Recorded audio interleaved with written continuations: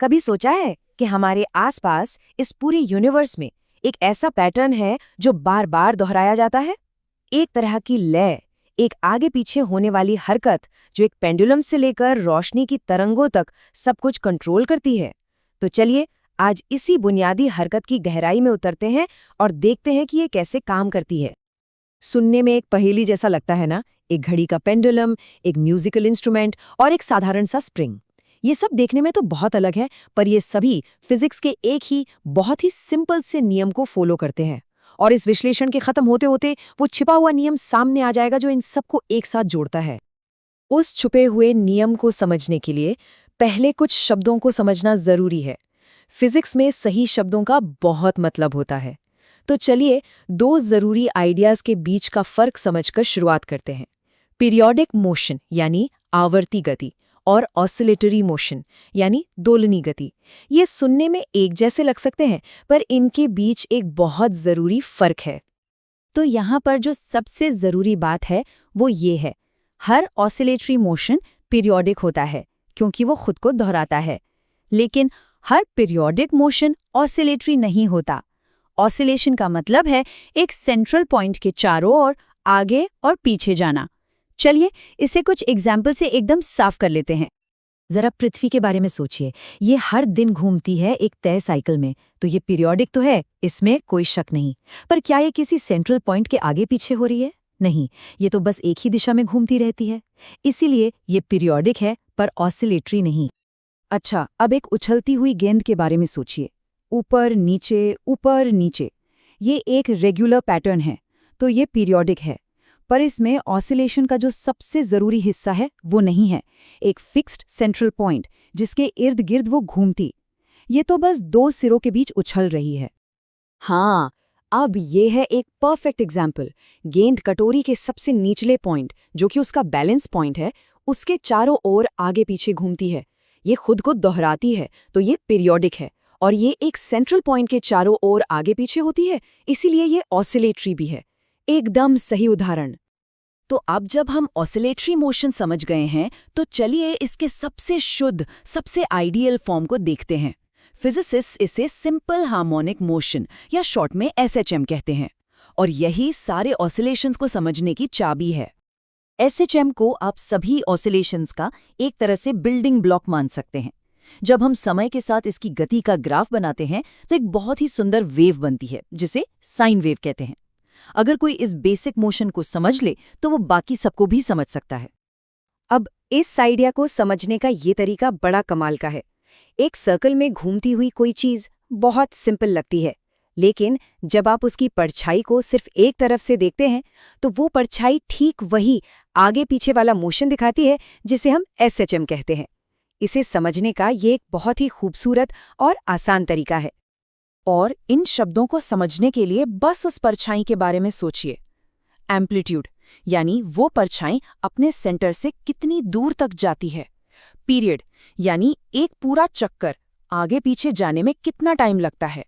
और फ्रीक्वेंसी यानी एक सेकंड में ऐसे कितने चक्कर पूरे होते हैं। देखिए, सब कुछ उसी सिंपल सर्कल वाले आइडिया से जुड़ जाता है। तो हमने ये तो देख लिया कि एसएचएम क्या है, पर सवाल ये है कि ये होता क्यों है? आखिर प्रकृति का कौन सा नियम किसी चीज को इस तरह से आगे पीछे जाने पर मजबूर करता है?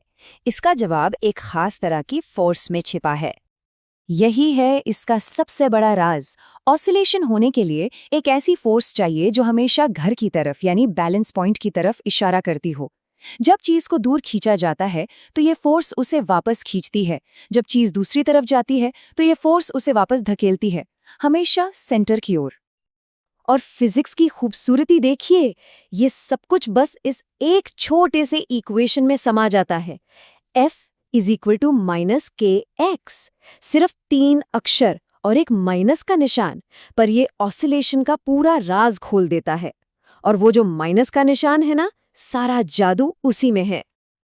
वो माइनस साइन बस इतनी सी बात कह रहा है। वो ये कहता है कि फोर्स हमेशा डिस्प्लेसमेंट की उल्टी दिशा में लगती है। अगर दाईं ओर खींचते हैं तो फोर्स बाईं ओर खींचती है। ये प्रकृति का बैलेंसिंग एक्ट है जो इस एक इक्वेशन में पूरी तरह से कैद है। तो थ्योरी तो होगी, अब इसे असल दुनिया से जोड़ते हैं। ये सिंपल से आगे पीछे की हरकत हमारी दुनिया पर कैसे असर डालती है? चलिए वापस उसी पेंडुलम पर आते हैं जहां से हमने शुरू किया था। जब ये छोटे छोटे एंगल पर झूलता है तो इसका बर्ताव लगभग पूरी तरह से सिंपल हार्मोनिक मोशन के नियमों को मानता है। यहाँ पर ग्रेविटी ही वो रिस्टोरिंग फोर्स है जो उसे हमेशा सबसे निचले पॉइंट पर वापस खींचती है। अब जरा एनर्जी की बात करते हैं। एक झूलते हुए पेंडुलम में दो तरह की एनर्जी होती है, पोटेंशियल एनर्जी यानी स्टोर्ड एनर्जी और काइनेटिक एनर्जी यानी मोशन की एनर्जी।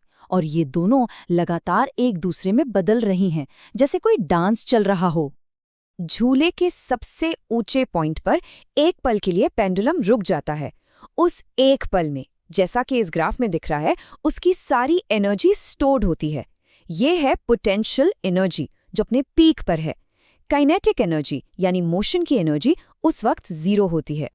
और फिर जैसे ही वो सबसे निचले पॉइंट से गुजरता है, ठीक उल्टा होता है। अब वो सबसे तेज है। ग्राफ को देखिए, सारी स्टोर्ड पोटेंशियल एनर्जी अब मोशन की एनर्जी यानी काइनेटिक एनर्जी में बदल चुकी है। सब काइनेटिक, कोई पोटेंशियल नहीं। और यही है सबसे ज़रूरी बात, एनर्जी कहीं जाती नहीं है, वो बस अपना रूप बदलती है। टोटल एनर्जी हमेशा उतनी ही रहती है। ये पोटेंशियल से काइनेटिक और फिर वापस पोटेंशियल में एक खूबसूरत ना खत्म होने वाला डांस है। ये फिजिक्स के सबसे बुनियादी नियमों में से एक, law of conservation of energy को दिखाता है। और ये सब हमें एक बहुत ही ज़बरदस्त आइडिया तक ले आता है। जब बहुत सारे पार्टिकल्स एक साथ इस सिंपल आगे पीछे वाली मोशन में हिस्सा लेते हैं तो बनती हैं तरंगे यानी वेव्स। और ये सिर्फ पानी की लहरें नहीं हैं, ये रेडियो में बजने वाला संगीत है, माइक्रोवेव की गर्मी है और वो रोशनी है जिससे हम देख पा रहे हैं। वो सब इसी एक बुनियादी नियम पर आधारित हैं। तो अगली बार जब कोई झूलता हुआ पेंडुलम दिखे तो याद रखिएगा, आप यूनिवर्स की सबसे मौलिक लय में से एक को देख रहे हैं, एक ऐसी लय जो सब कुछ बनाती है।